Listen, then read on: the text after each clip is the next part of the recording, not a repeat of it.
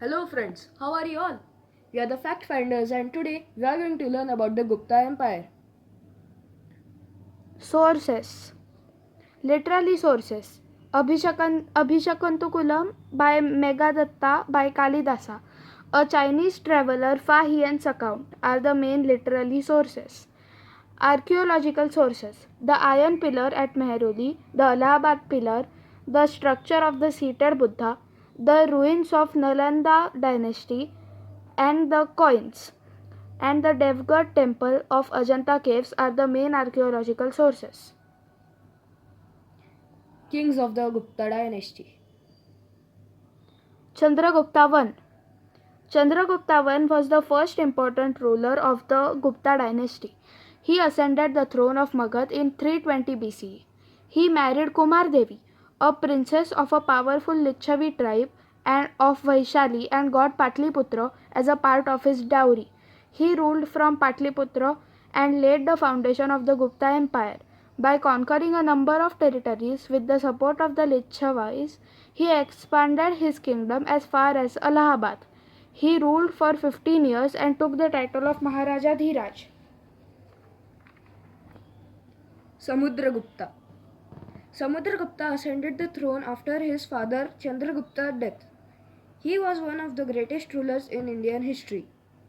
The Allahabad pillar inscription by his court poet Harisena gives valuable information about his conquests. Samudragupta is supposed to have defeated 9 kings in the north and 12 kings in the south. Samudragupta followed a policy of conquest and expansion. In the north, he occupied western Uttar Pradesh and in the regions around Delhi. These territories were added to his empire and were ruled directly by him. Next, he led an expedition to the Deccan and South India. He reached as far south as Pallava state. Kanchi in Tamil Nadu, the Pallava king realized he could not face Samudra alone. So he formed a powerful confederacy of the kings of South India under his leadership.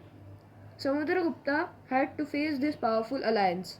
Samudragupta defeated the confederacy, but he did not annex these south territories as he realized it would not be easy to control such a vast empire in the absence of a proper transport and communication facilities.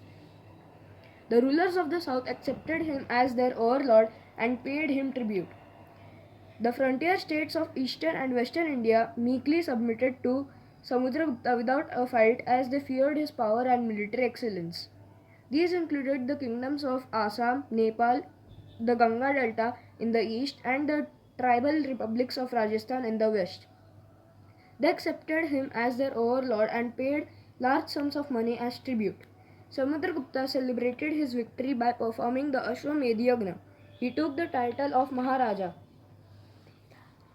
Samudragupta's direct rule extended from Bengal in the east to Delhi in the west, from the Himalayas in the north to the Narmada in the south.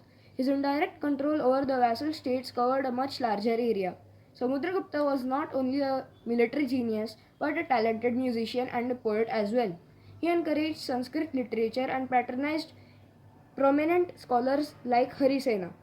He was staunch follower of Hinduism but was tolerant towards other religions. Buddhist scholars were patronized by him.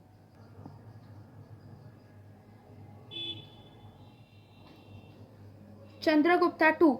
Chandragupta II or Chandragupta Vikramaditya was the able son of an able father.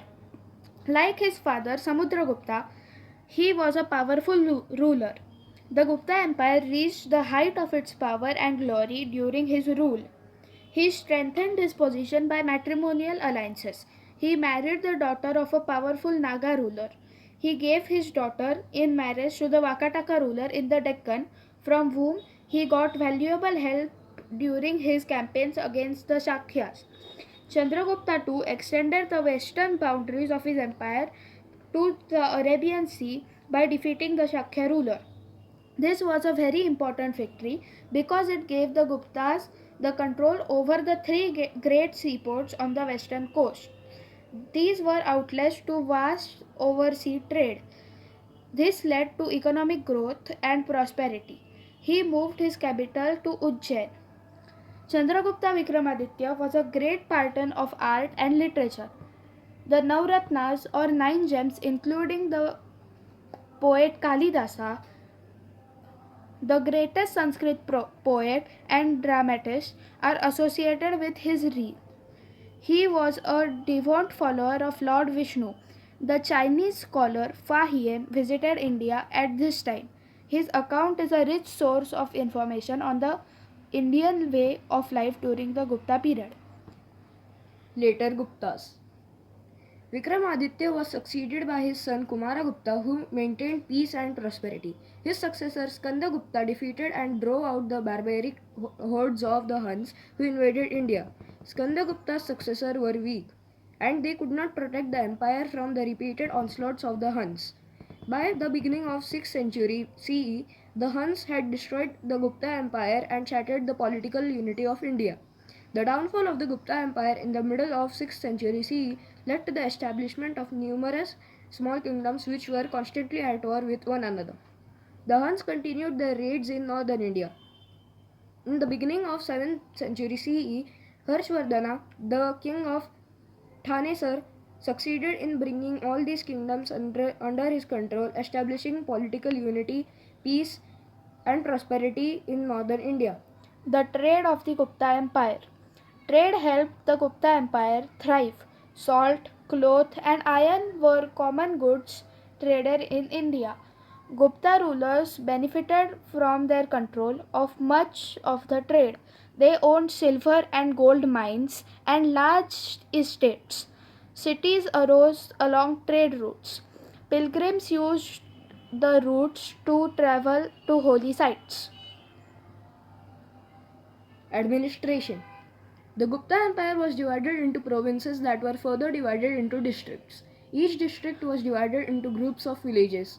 There were officials at every level of administration.